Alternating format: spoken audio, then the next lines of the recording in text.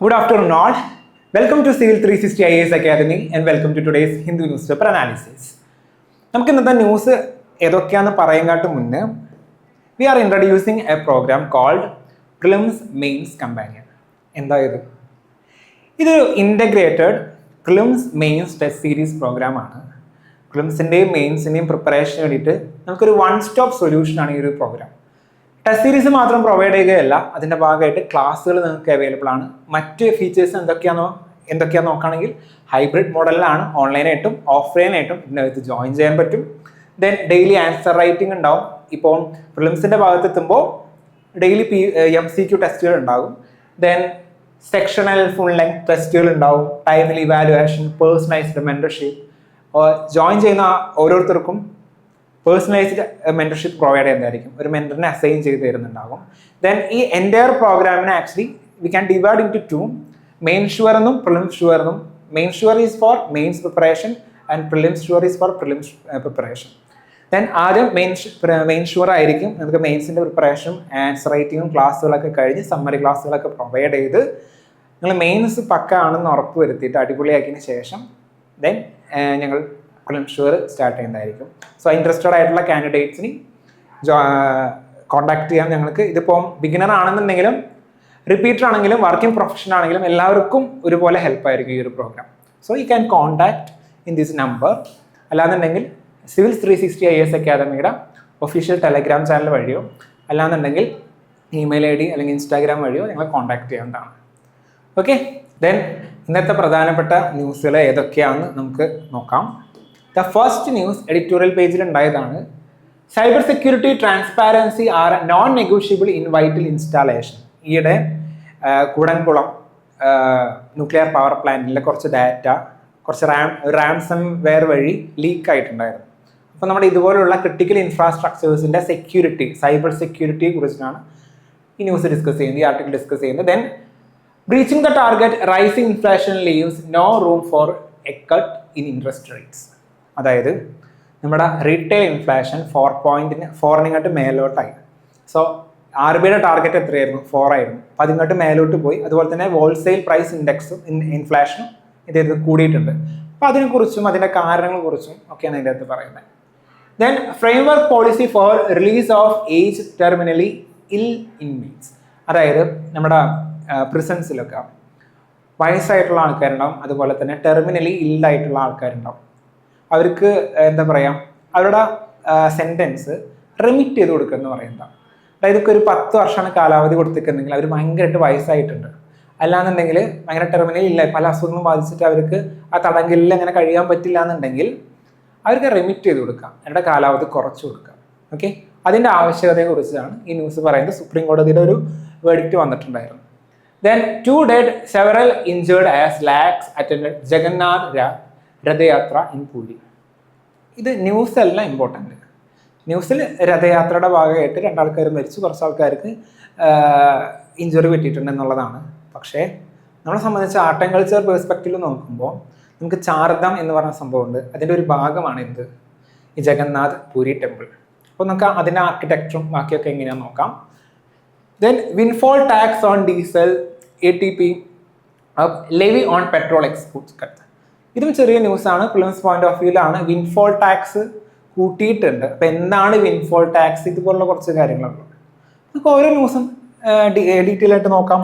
The first news, what happened, A ransomware attack targeted Reliance Infrastructure, a contractor involved in Unit 3 and 4 of the Kudankulam nuclear power plant.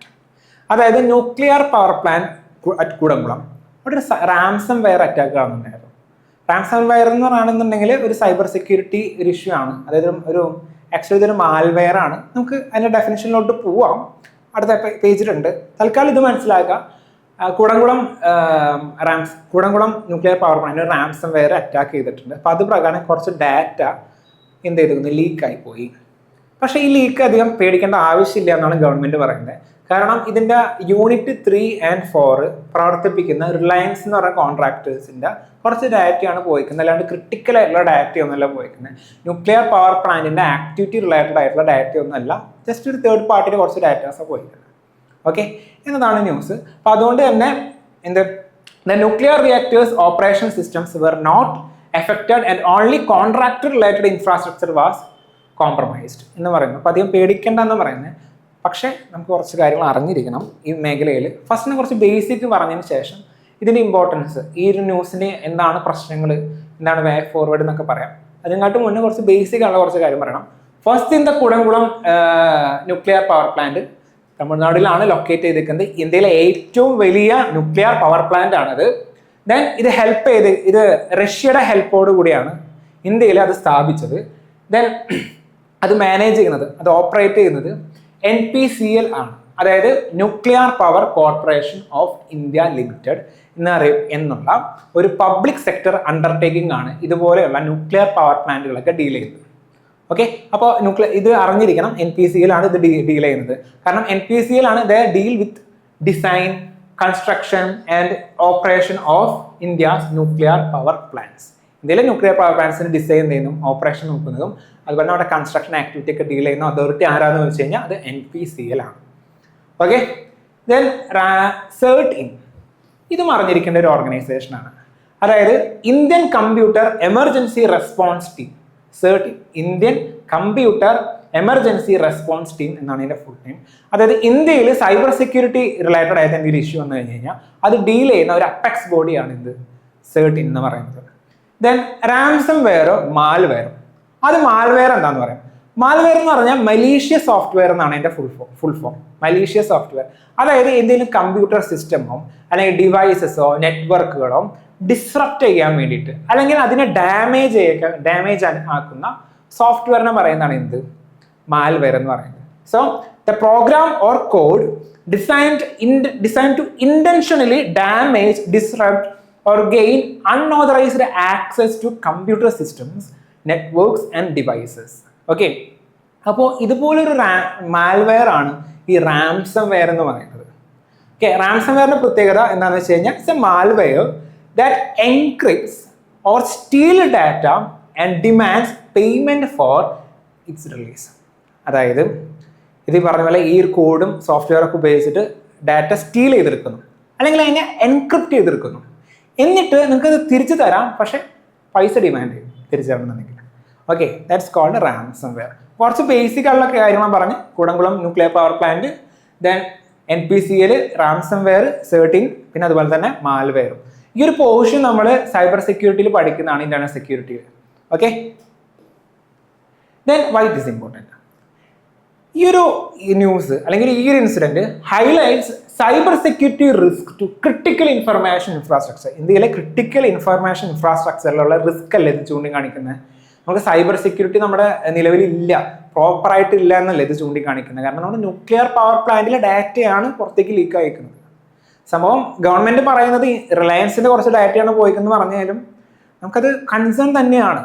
Okay, കാരണം ജനങ്ങൾ trust പോകും ഗവൺമെന്റിലുള്ള. Then raises concerns over the third party or vendor vulnerabilities in strategic projects. അതായത് പൊതുവെ nuclear power പ്ലാന്റിന്റെ കാര്യങ്ങളൊക്കെ ഗവൺമെന്റിന്റെ deal ചെയ്യാറ്. അപ്പോൾ ഇതിലോട്ടൊരു തേർഡ് പാർട്ടി, ഇവിടെ റിലയൻസ് വന്നിട്ടുണ്ടായിരുന്നു. അപ്പം ഇതുപോലെയുള്ള തേർഡ് പാർട്ടിനെ ഇൻവോൾവ് ആക്കുമ്പോൾ അവർ ഒരുപാട് വൾണറബിലിറ്റീസ് മുന്നോട്ട് വയ്ക്കുന്നുണ്ട്. അതും ഈ ഒരു ഇഷ്യൂ ചൂണ്ടിക്കാണിക്കുന്നു. Then emphasise the need for, എന്തിനുള്ള need, better cyber resilience, strong incident response mechanism. ഇതൊക്കെ വേണം എന്നും ഈ ഒരു ഇൻസിഡന്റ് നമുക്ക് മുന്നിൽ ചൂണ്ടിക്കാണിക്കുന്നുണ്ട്. ദെൻ ഇഷ്യൂസ് ഹൈലൈറ്റഡ്, ഞാൻ പറഞ്ഞ പോലെ തന്നെ poor cyber incident disclosure practices. ഒന്നാമത്തെ കേസ്, ഇങ്ങനൊരു ഇഷ്യൂ നടന്നു. അതായത് കുടംകുളം ന്യൂക്ലിയർ പവർ പ്ലാന്റിലെ ഡാറ്റ ലീക്കായി എന്നുള്ള ഡീറ്റെയിൽസ് ലീക്കായി, എന്നിട്ട് അത് പുറത്തേക്ക് ഗവൺമെന്റ് വന്ന് പറഞ്ഞത് ഒരുപാട് ദിവസങ്ങൾക്ക് ശേഷം. അതായത് മീഡിയ ഇത് റിപ്പോർട്ട് ചെയ്ത് അവസാനം മീഡിയ റിപ്പോർട്ട് ചെയ്തുകൊണ്ട് ഗവൺമെന്റിന്റെ ഭാഗത്തുനിന്ന് ഒഫീഷ്യലി ഒരു സംഭവം, ഒരു നോട്ടീസ് പോലെ അങ്ങനെ ഓരോ ഭാഗത്തുനിന്ന് ഒരു സ്റ്റേറ്റ്മെന്റ് വന്നായിരുന്നു. സോ കൃത്യമായിട്ട് ഡിസ്ക്ലോസ് ചെയ്യുന്നില്ല ഗവൺമെന്റിന്റെ ഭാഗത്തുനിന്ന്. Then cyber security often treated as A compliance requirement rather than a strategic necessity. പല ആൾക്കാരും സൈബർ സെക്യൂരിറ്റിനെ കാണുന്നത് ജസ്റ്റ് ഒരു കംപ്ലയൻസിന്റെ ഭാഗമായിട്ട്, അതായത് ഓക്കെ നമ്മൾ കുറച്ച് സൈബർ സെക്യൂരിറ്റി മെഷേഴ്സ് എടുക്കണം, അല്ലാതെ അതൊരു സ്ട്രാറ്റജിക് നെസസിറ്റി ആയിട്ട് പലപ്പോഴും ഗവൺമെന്റ് എടുക്കാറില്ല. Then delayed public communication after cyber attacks. ഞാൻ പറഞ്ഞില്ലേ, പബ്ലിക്കായിട്ട് ഗവൺമെൻറ് ഭാഗത്തു നിന്ന് കമ്മ്യൂണിക്കേഷൻ വന്നത് സൈബർ അറ്റാക്കിന് ശേഷം വന്നത് മീഡിയാസൊക്കെ റിപ്പോർട്ട് ചെയ്തതിന് ശേഷമായിരുന്നു. ദെൻ ഗവൺമെൻറ് എന്താ ചെയ്ത ഈ ഒരു ഇഷ്യൂ വന്നപ്പോൾ ഗവൺമെൻറ് 13 അതായത് Indian cyber security emergency response team അല്ലേ, ഇവരുടെ അന്വേഷണം മുന്നോട്ട് കൊണ്ടുവന്നിട്ടുണ്ട്, ഇൻവെസ്റ്റിഗേഷൻ വന്നിട്ടുണ്ട്. പിന്നെ leaked files relate only to non nuclear infrastructure എന്ന് ഗവൺമെൻറ്റിൻ്റെ ഭാഗത്ത് നിന്ന് പറഞ്ഞിട്ടുണ്ട്. Okay, this is about the news. Then next news, India's retail inflation CPI increased to 4.38% in June, crossing the RBI inflation target of 4% for the first time under the new CPI series. Also, the wholesale inflation WPI also remained high at 9.87, indicating persistent price pressures across the economy. അതായത് ചുരുക്കി പറയുകയാണെന്നുണ്ടെങ്കിൽ RBIക്ക് CPI അല്ലാന്നുണ്ടെങ്കിൽ retail ഇൻഫ്ലേഷൻ്റെ ഒരു target ഉണ്ട് 4% പറയുന്നത്. എന്നാൽ ഈ June മാസത്തിൽ അത് 4.38% ആയി, അതായത് ടാർഗറ്റിന് ഇങ്ങോട്ടും കൂടി ഇൻഫ്ലേഷൻ കൂടിയിട്ടുണ്ട്. അതുപോലെ തന്നെ ഹോൾസെയിൽ പ്രൈസ് ഇൻഫ്ലേഷനും നമുക്ക് കൂടുതലാണ്. ഓക്കെ, ഇതാണ് ന്യൂസ്. പക്ഷെ ഇത് പറയുന്നതിനായിട്ട് മുന്നേ കുറച്ച് ബേസിക് ആയിട്ടുള്ള കുറച്ച് കാര്യങ്ങൾ പറയാം. എക്കണോമിയിൽ ഞങ്ങൾ സ്റ്റാറ്റിക് പോർഷൻ്റെ ഭാഗമായിട്ട് ഡീറ്റെയിൽ ആയിട്ട് പഠിക്കുന്നതാണ്, എങ്കിലും ഈ ന്യൂസ് ഒന്ന് മനസ്സിലാക്കാൻ വേണ്ടി മാത്രം കുറച്ച് ബേസിക് ഉള്ള ടേംസ് ഒന്ന് നമുക്ക് പരിചയപ്പെടുത്താം. The first term consumer price index CPI, അതായത് measures the retail inflation faced by the കൺസ്യൂമേഴ്സിന്റെ ഭാഗത്തു നിന്ന് എത്രത്തോളം അവരുടെ ഭാഗത്തു നിന്ന് നോക്കുമ്പോൾ എത്രത്തോളം ഇൻഫ്ലേഷൻ ഉണ്ട് ഇത് നോക്കുന്ന ഒരു മെഷറാണ് എന്ത് CPI എന്ന് പറയുന്നത്. ഇത് കമ്പയർ ചെയ്യുന്നത് NSO ആണ്, national statistical office under the ministry of statistics and programme implementation, അതായത് MOSPI. ഓക്കെ, ഈ CPI യൂസ് ചെയ്തിട്ടാണ് RBI എന്ത് ചെയ്യുന്നത്, ഇൻഫ്ലേഷൻ കാര്യങ്ങളൊക്കെ നമ്മൾ ടാർഗറ്റ് ചെയ്യുന്നത്. അതായത് ഹോൾസെയിൽ പ്രൈസ് ഇൻഡെക്സ് അല്ലെങ്കിൽ IIP, PPI അല്ലാന്നുണ്ടെങ്കിൽ ഇതുപോലെ CPI, ഇതുപോലെ ഇൻഫ്ലേഷൻ മെഷർ ചെയ്യുന്ന ഒരുപാട് ഇൻഡെക്സുകൾ നമുക്കുണ്ട്. അതിൽ RBI നമ്മൾ ഇൻഫ്ലേഷൻ കൺട്രോൾ ചെയ്യാൻ വേണ്ടി യൂസ് ചെയ്യുന്ന അല്ലെങ്കിൽ മോണിറ്ററി പോളിസിയിലൊക്കെ നമ്മൾ യൂസ് ചെയ്യുന്ന ഇൻഡെക്സ് ഏതാണെന്ന് വെച്ച് കഴിഞ്ഞാൽ it is CPI. Okay, then wholesale price index. Wholesale price index എന്ന് വെച്ചാൽ it measures the price changes at the wholesale or producer level. Producer level അല്ലാന്നുണ്ടെങ്കിൽ ഹോൾസെയിൽ ലെവലിൽ എത്രത്തോളം പൈസകളും ചേഞ്ച് വരുന്നു. ഇവിടെ കൺസ്യൂമർ ആയിരുന്നു, ഇവിടെ എന്ത് ചെയ്യുന്നു, പ്രൊഡ്യൂസർ ലെവലിൽ എത്രത്തോളം പൈസയിൽ ചേഞ്ച് വരുന്നുണ്ട്, ഇൻഫ്ലേഷൻ വരുന്നുണ്ട് മെഷർ ചെയ്യുന്നതാണ് ആര്, ഹോൾസെയിൽ പ്രൈസ് ഇൻഡെക്സ്. ഇത് കമ്പയർ ചെയ്യുന്നത് ഓഫീസ് ഓഫ് എക്കണോമിക് അഡ്വൈസർ ആണ്, under the ministry of commerce and industry. This base year recent change ചെയ്തിട്ടുണ്ടായിരുന്നു, 2022-23 ആയിട്ടുണ്ടായിരുന്നു. Then consumer food price index, next ഒരു ടേം ആണ്, ഒന്നുമില്ല, ഫുഡിലുള്ള പ്രൈസിൽ വരുന്ന ഇൻഫ്ലേഷൻ ചേഞ്ച് ചെയ്യുന്നു, അതായത് ട്രാക്ക് ചെയ്യുന്നു, track inflation in food items. Then inflation targeting and monetary policy, ഇതൊക്കെ നിങ്ങൾ ഡീറ്റെയിൽ ആയിട്ട് ബാങ്കിങ്ങിൽ പഠിക്കുന്നതാണ്. ഓക്കെ, ഇൻഫ്ലേഷൻ കൺട്രോളിലൊക്കെ കാര്യമായിട്ട് പഠിക്കുന്ന മോണിറ്ററി പോളിസി എന്താണെന്ന് വെച്ച് കഴിഞ്ഞാൽ RBIയുടെ ഭാഗത്തു നിന്ന് ഇതുപോലെ ഇൻഫ്ലേഷനൊക്കെ കൺട്രോൾ ചെയ്യുന്ന ഒരു പോളിസിയാണ് മോണിറ്ററി പോളിസി, അവരുടെ ആക്ഷൻസ് ആണ്. സോ അതിന് വേണ്ടി ഒരു മോണിറ്ററി പോളിസി കമ്മിറ്റി ഒക്കെ ഉണ്ട്. ഇപ്പം നമുക്ക് ഒരു ടാർഗറ്റ് ഉണ്ട് 4 ± 2. ഓക്കെ, 4 ± 2, അതായത് ചുരുക്കി പറഞ്ഞാൽ 2-നും 6%, 2%-ന്റെയും 6%-ന്റെയും ഇടയിലായിരിക്കും നമ്മുടെ ഇൻഫ്ലേഷൻ എന്ന് പറയുന്നത് ഒരു റേഞ്ച് തരുന്നത്. ഇത് പ്രിഫറബിളി 4% ആണ്. സോ 4% ക്രോസ് ചെയ്തിട്ടെന്ന് പറയുന്നതാണ് ഇപ്പോഴത്തെ ന്യൂസ്. ഓക്കെ, ഇതാണ് ബേസിക് ആയുള്ള കുറച്ച് ടേംസ്. ദെൻ നമുക്ക് ന്യൂസിന്റെ ഡെപ്തിലോട്ട് പോവാം. Then reason for rising inflation, എന്തുകൊണ്ട് ഇപ്പോൾ ഇൻഫ്ലേഷൻ കൂടി? The first thing is the west Asia crisis. West Asia geo political crisis, അതായത് US-ഉം ഇറാനും തമ്മിൽ ഒരു വാറാണ് നടക്കുന്നത്. സോ അതിൽ കൂടെ നമുക്ക് പെട്രോളിയം മുതലായിട്ട് അല്ലെങ്കിൽ ഫെർട്ടിലൈസേഴ്സ് ഒക്കെ ഇമ്പോർട്ട് ചെയ്യാൻ ഇന്ത്യക്ക് പറ്റുന്നില്ല, കാരണം അവിടെ സ്ട്രൈക്കും അല്ലെങ്കിൽ വാറും കാര്യമുള്ളതുകൊണ്ട് അതിൽ കൂടെ ഷിപ്പിന് മൂവ്മെന്റ് നടക്കുന്നില്ല സ്ട്രേറ്റ് ഓഫ് ഹോർമോൺസിൽ. ഓക്കെ, അപ്പൊ അതുകൊണ്ട് തന്നെ this lead to high crude oil prices. And India 90% crude ഓയിലും ഇമ്പോർട്ട് ചെയ്യുന്നത്. So this is leading to imported inflation. Okay, then rupee depreciation, നിങ്ങൾ കുറച്ചും കൂടി എക്കണോമിക്സിൽ പഠിക്കുന്നതാണ്. Rupee depreciation made imports more expensive. നമ്മുടെ റുപ്പി ഡിപ്രീഷിയേറ്റ് ചെയ്തു, അപ്പം അതുകൊണ്ട് തന്നെ നമ്മുടെ ഇമ്പോർട്ട്സ് എക്സ്പെൻസീവ് ആണ്. ഇതെങ്ങനെയാണ് എന്താ പറയുക, ഡിപ്രീസിയേഷൻ വരുമ്പോൾ അല്ലെങ്കിൽ അപ്രീസിയേഷൻ വരുമ്പോൾ നമ്മുടെ ഇമ്പോർട്ടിനെയും എക്സ്പോർട്ടിനെയൊക്കെ ബാധിക്കുന്നു എന്നുള്ളത് നമ്മൾ എക്കണോമിക്സിൽ പഠിക്കുന്നതാണ്. ഓക്കെ, അപ്പോൾ ഇവിടെ നിങ്ങൾ മനസ്സിലാക്കുക, റുപ്പി ഡിപ്രീഷിയേറ്റ് ചെയ്തു, അതുകൊണ്ട് തന്നെ ഇമ്പോർട്ട്സ് എന്ത് ചെയ്തു, എക്സ്പെൻസീവായി. അതുകൊണ്ടും നിങ്ങൾക്ക് പൈസ ഇൻഫ്ലേഷൻ കൂടാൻ കാരണമായി. Then rising transport and logistic cost. ഇപ്പോൾ ട്രാൻസ്പോർട്ട് ചെയ്യണമെന്നുണ്ടെങ്കിൽ ഇപ്പോൾ ക്രൂഡ് ഓയിൽ ഉപയോഗിച്ചിട്ടല്ല, അല്ലെങ്കിൽ പെട്രോൾ ഉപയോഗിച്ചിട്ടല്ല വാഹനങ്ങൾ ഓടുന്നത്. പെട്രോളിൻ്റെ വില കൂടി, അപ്പോൾ ട്രാൻസ്പോർട്ടേഷൻ്റെ കോസ്റ്റും കൂടി. അപ്പോൾ അതുവഴി ആ ട്രാൻസ്പോർട്ട് ചെയ്യുന്ന ഗുഡ്സിൻ്റെയും വില കൂടി. Okay, then higher food inflation due to commercial LPG prices. നമ്മുടെ വെസ്റ്റ് ഏഷ്യയിൽ ക്രൈസിസ് ആണ്. അപ്പോൾ നമ്മുടെ ഗ്യാസ് സിലിണ്ടേഴ്സ് ഒക്കെ കിട്ടാൻ ഭയങ്കര ബുദ്ധിമുട്ടായിരുന്നു. അപ്പോൾ LPG സിലിണ്ടേഴ്സിന് പൈസ കൂട്ടി വരും. അതായത് നാച്ചുറൽ ഗ്യാസിൻ്റെ അവൈലബിലിറ്റി കുറഞ്ഞപ്പോൾ എന്ത് ചെയ്തു, അതായത് മീൻസ് ലിക്വിഫൈഡ് പെട്രോളിയം ഗ്യാസിൻ്റെ അവൈലബിലിറ്റി കുറഞ്ഞപ്പോൾ നമ്മുടെ ഗ്യാസ് സിലിണ്ടേഴ്സിൻ്റെ ഒക്കെ പ്രൈസ് കൂടിയിട്ടുണ്ടായിരുന്നു. അപ്പം അതുകൊണ്ട് തന്നെ ഇപ്പോൾ ഹോട്ടലിലൊക്കെ കൊമേഴ്ഷ്യൽ LPG സിലിണ്ടറിനൊക്കെ ഏകദേശം 2000 അല്ലെങ്കിൽ 3000 രൂപയൊക്കെ വന്നിരുന്നു. അപ്പോൾ അത് വാങ്ങാൻ പൈസ കൊള്ളാം. ഓക്കെ, അപ്പോൾ അതുകൊണ്ട് തന്നെ അത് യൂസ് ചെയ്തിട്ട് നമ്മൾ കുക്ക് ചെയ്തിട്ട് ഫുഡിനും പൈസ കൂട്ടി, അത് കോമ്പൻസേറ്റ് ചെയ്യാനായിട്ട്. So it leads to food inflation.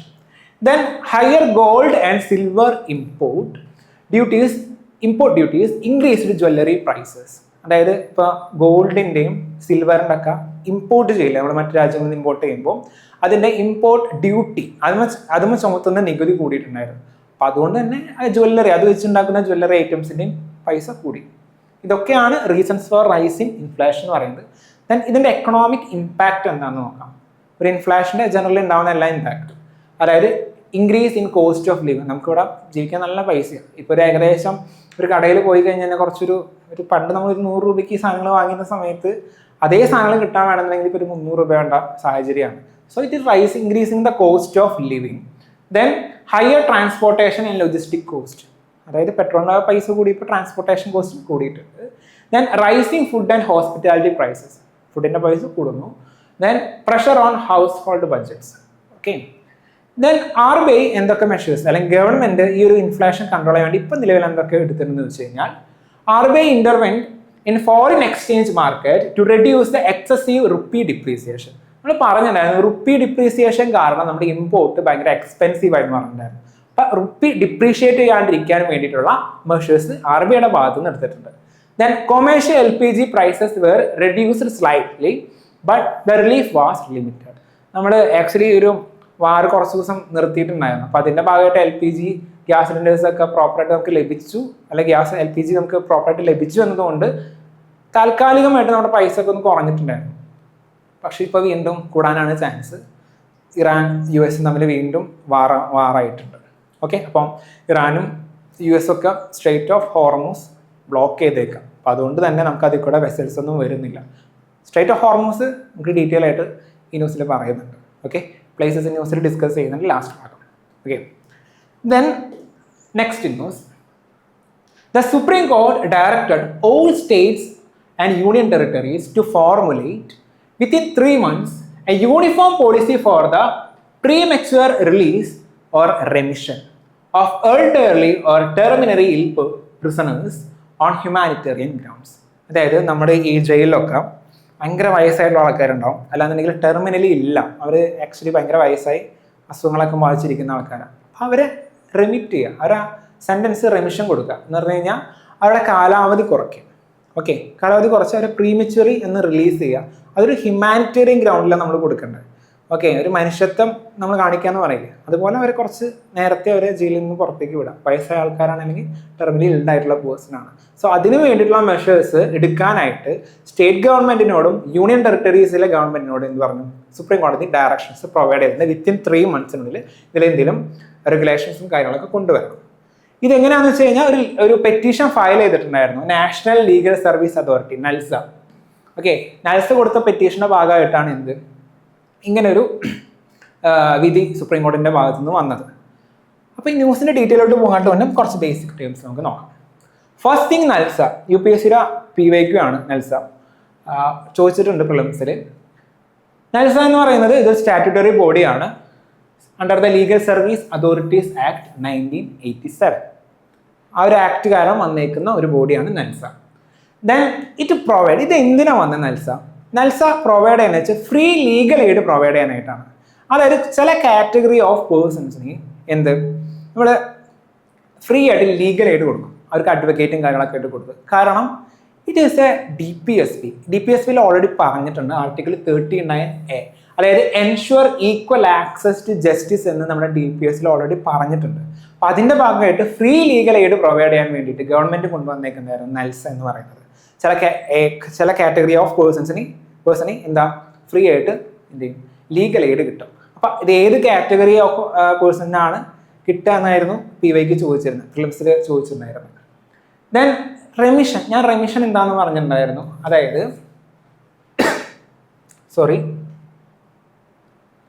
Reduction of the duration of the sentence without changing the nature. അതായത് ഇപ്പോൾ ഒരു 10 വർഷത്തേക്ക് ആൾക്ക് കഠിന തടവാണ് കൊടുത്തേക്കെന്ന് വിചാരിക്കാം. സോ കഠിന തടവ് തന്നെ, എന്നാൽ അത് 10 വർഷത്തിൽ നിന്ന് ഒരു 7 വർഷമായിട്ട് ചുരുക്കി എന്ന് വിചാരിക്കാം. അപ്പം അതിന് പറയും റെമിഷൻ എന്ന് പറയും. ഓക്കെ, റെമിഷൻ എന്ന് പറയും. നമുക്ക് വേറെ കുറേ കാര്യങ്ങളുണ്ട്, അതുകൊണ്ടാണ്. അതായത് കമ്മ്യൂട്ടേഷൻ എന്നൊക്കെ പറയും, റിസ്പൈറ്റ്, ഇങ്ങനെ ഒരുപാടുണ്ട്. അപ്പോൾ അതിലൊരു ടൈപ്പാണ് എന്ത്, റെമിഷൻ. റെമിഷൻ എന്ന് പറഞ്ഞു കഴിഞ്ഞാൽ ആ ഒരു തടവിൻ്റെ അല്ലെങ്കിൽ ആ ഒരു നമ്മൾ ശിക്ഷ കൊടുത്തിട്ടുണ്ട്, ആ ശിക്ഷയുടെ നേച്ചർ ചേഞ്ച് ചെയ്യുന്നില്ല, പക്ഷെ കാലാവധി കുറയ്ക്കും. അതിനാണ് റെമിഷൻ എന്ന് പറയുന്നത്.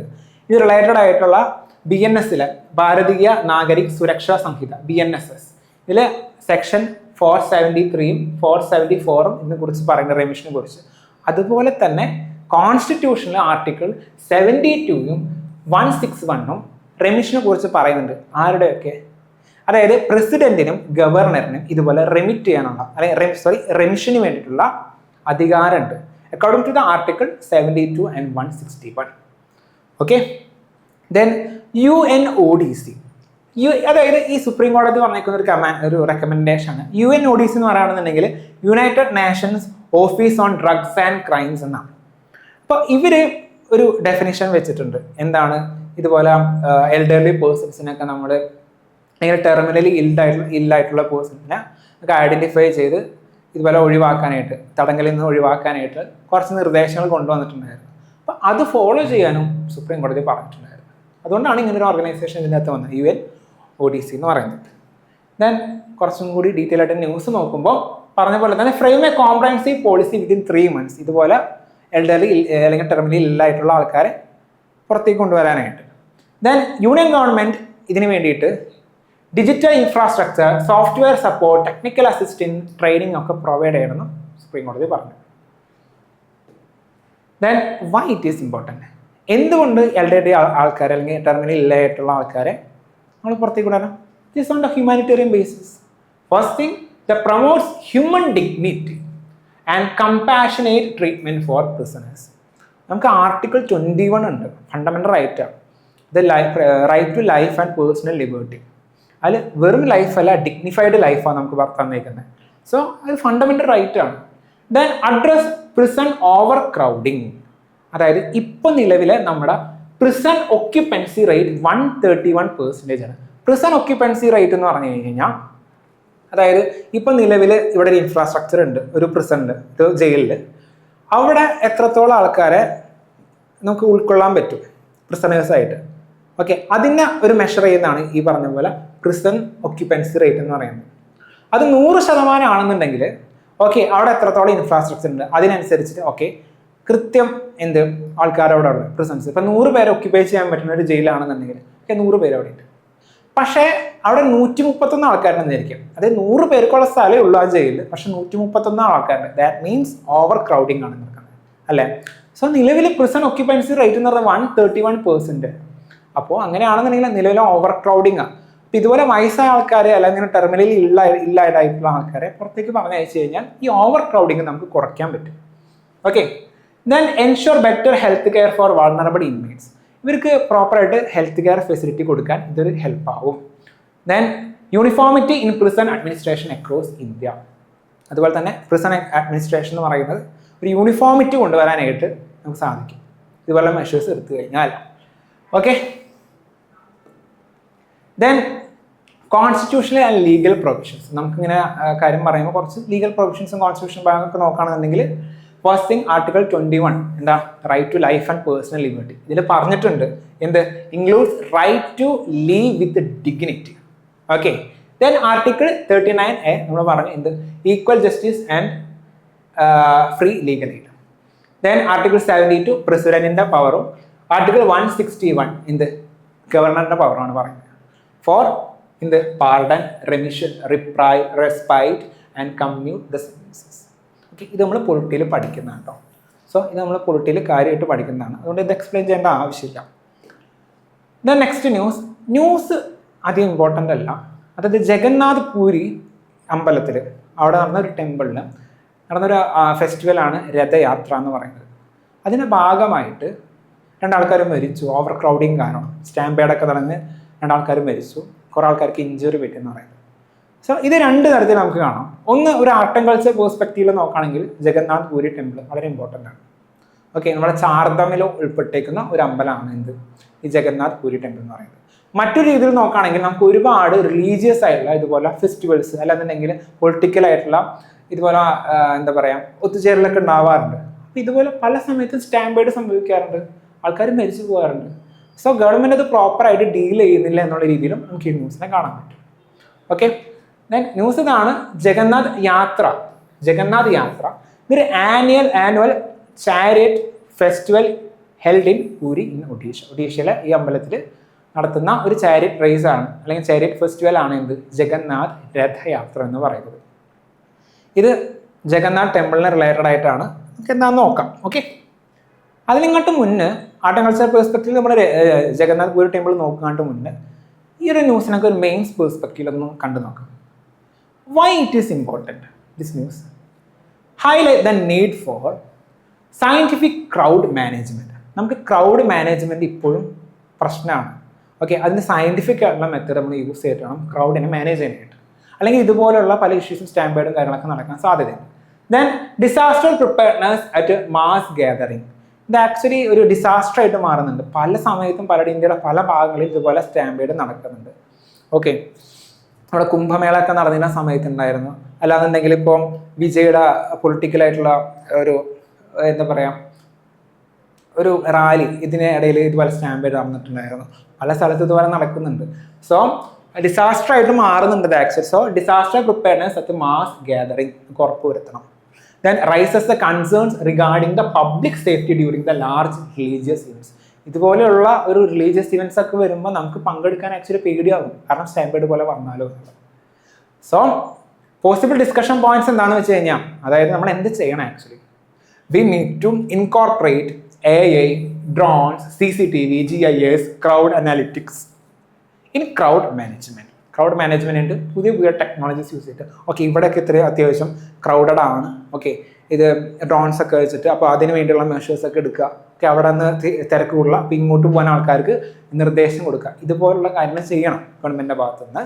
ദെൻ സ്റ്റാൻഡേർഡ് ഓപ്പറേറ്റിംഗ് പ്രൊസീജിയർ നമ്മൾ ഉറപ്പുവരുത്തുന്നത് ഇതുപോലുള്ള മാസ് ഗ്യാതറിങ്സിന്.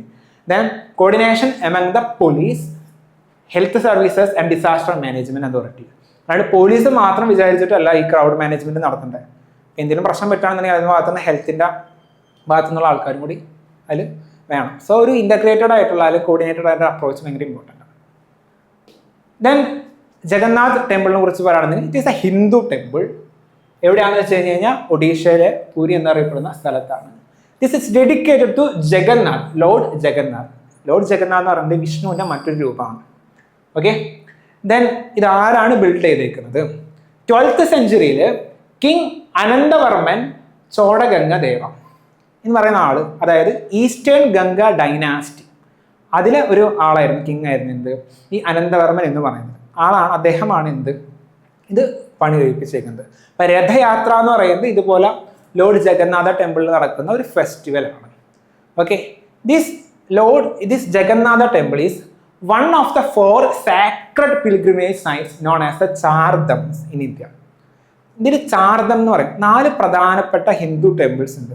ഒന്നാമത്തേതാണ് ബദ്രിനാഥ് ടെമ്പിള്, രണ്ടാമത്താണ് ദ്വാരക, മൂന്നാമത്തത് ജഗന്നാഥ് പൂരി ടെമ്പിളും, ആൻഡ് 4ാമത്തത് ഈ രാമേശ്വരം അമ്പലമാണ്, രാമേശ്വരം ടെമ്പിളാണ്. ഒരു ചാർധം എന്ന് പറയും 4 ഓക്കെ, ഈ 4 പ്രധാനപ്പെട്ട ഒരു അമ്പലമാണ് എന്ത്, ക്ഷേത്രമാണ് പറയുന്നത് Jagannath Puri temple. Then Jagannath temple architecture നോക്കുകയാണെങ്കിൽ കലിംഗ ആർക്കിടെക്ചറാണ്. നമുക്ക് ദ്രാവിഡ, കലിംഗ എന്നൊക്കെ പറഞ്ഞ കുറെ ആർക്കിടെക്ചർ ഉണ്ടെങ്കിൽ ആർട്ട് ആൻഡ് കൾച്ചറിൽ പഠിക്കുന്നത്. അപ്പോൾ അതിൽ കലിംഗ ആർക്കിടെക്ചർ യൂസ് ചെയ്തിട്ടാണ് എന്ത് ജഗന്നാഥ് പുരി ടെമ്പിൾ ബിൽഡ് ചെയ്തേക്കുന്നത്. ആൻഡ് ഈ അമ്പലത്തിന് ഏറ്റവും വലിയ പ്രത്യേകത എന്താണെന്ന് വെച്ച് കഴിഞ്ഞാൽ it is constructed in such a way that no shadow of the temple falls on the ground at any time of the day. കാലത്താണെങ്കിലും ഉച്ചയ്ക്കാണെങ്കിലും വൈകിട്ടാണെങ്കിലും ഈ അമ്പലത്തിൻ്റെ നിഴൽ എവിടെയും ഭൂമിയിൽ വീഴത്തില്ല. അങ്ങനെയാണ് ആ അമ്പലം പണി കഴിപ്പിച്ചിരിക്കുന്നത്. Okay, then next news. This news talks about the windfall tax. ഇത് പ്രിലിംസ് പെർസ്പെക്റ്റീവിൽ നോക്കിയാൽ മതി എന്താണ് വിൻഡ്ഫോൾ ടാക്സ് എന്നൊക്കെ നോക്കിയാൽ മതി. സോ ന്യൂസ് എന്താണെന്ന് നോക്കുകയാണെങ്കിൽ the central government revise the special additional excise duty അഥവാ വിൻഡ്ഫോൾ ടാക്സ് ഓൺ പെട്രോളിയം എക്സ്പോർട്സ്. ഇപ്പോൾ ഡീസലിനാണെന്നുണ്ടെങ്കിൽ കൂട്ടി, ഏവിയേഷൻ ടർബൽ ഫ്യൂവലിന് ഇതുപോലെ വിൻഡ്ഫോൾ ടാക്സ് കൂട്ടി എന്ന് പറയുന്നതാണ് ന്യൂസ്. എന്താണ് വിൻഡ്ഫോൾ ടാക്സ്? വിൻഡ്ഫോൾ ടാക്സ് എന്ന് പറഞ്ഞാൽ A tax imposed on companies earning extraordinary profits due to the unexpected global events like sharp rise in crude oil prices. അതായത് ഒരു കമ്പനി അവരുടെ എഫേർട്ട് കാരണം അല്ല അവർക്ക് പ്രോഫിറ്റ് കൂടുതൽ കിട്ടണമെന്ന് വിചാരിക്കുക. അതായത് ഗ്ലോബൽ ലെവലിലോ അല്ലെങ്കിൽ എക്കണോമിയിൽ എന്തോ ഒരു മാറ്റം വന്നു. അപ്പം അത് കാരണം ഇവർ പ്രത്യേകിച്ചൊന്നും ചെയ്തിട്ടില്ല.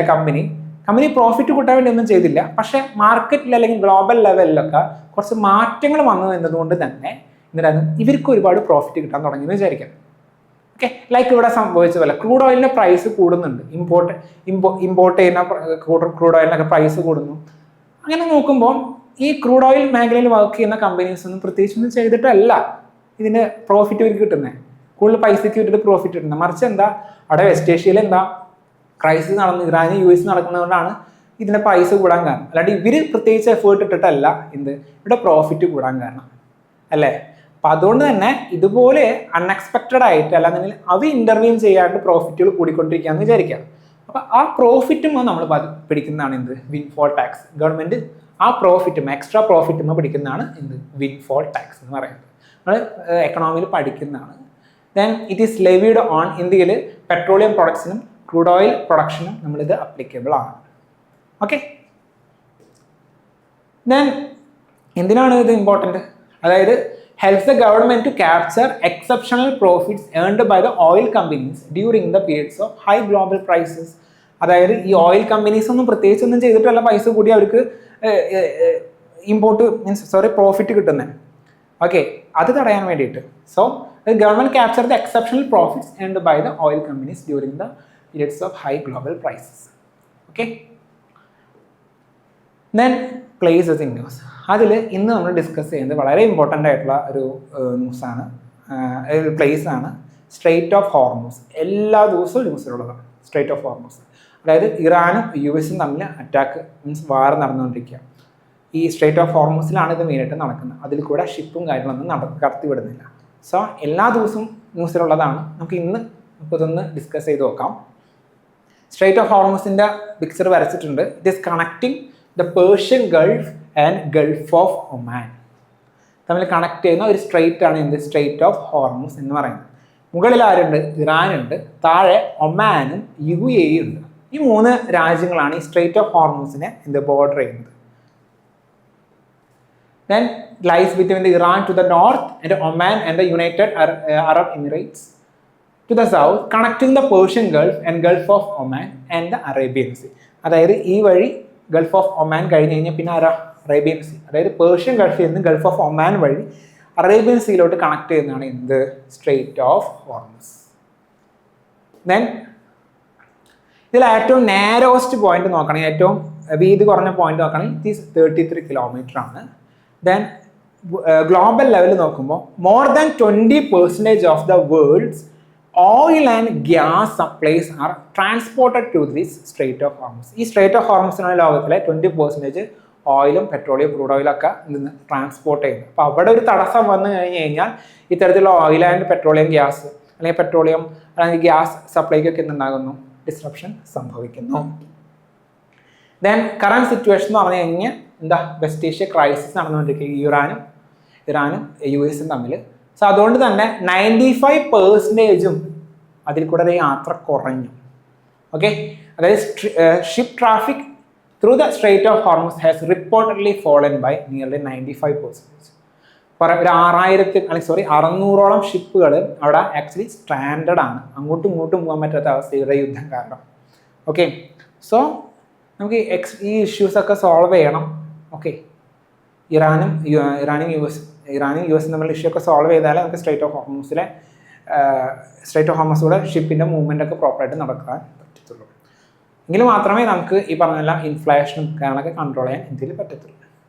ഓക്കെ, ദെൻ ഒരു മെയിൻസിൻ്റെ ക്വസ്റ്റ്യൻ തന്നിട്ടുണ്ട്. You can write these and you can send it to this mail ID newspaper.civil360@gmail.com. അത് ഞങ്ങൾ വാല്യൂ ചെയ്ത് അയച്ചിരിക്കുന്ന മെയിലോട്ട് തിരിച്ചയക്കുന്നതായിരിക്കും. ഓക്കെ, ഈ മെയിൽ ID തിരിച്ചയക്കുന്നതായിരിക്കും. Okay, fine, thank U.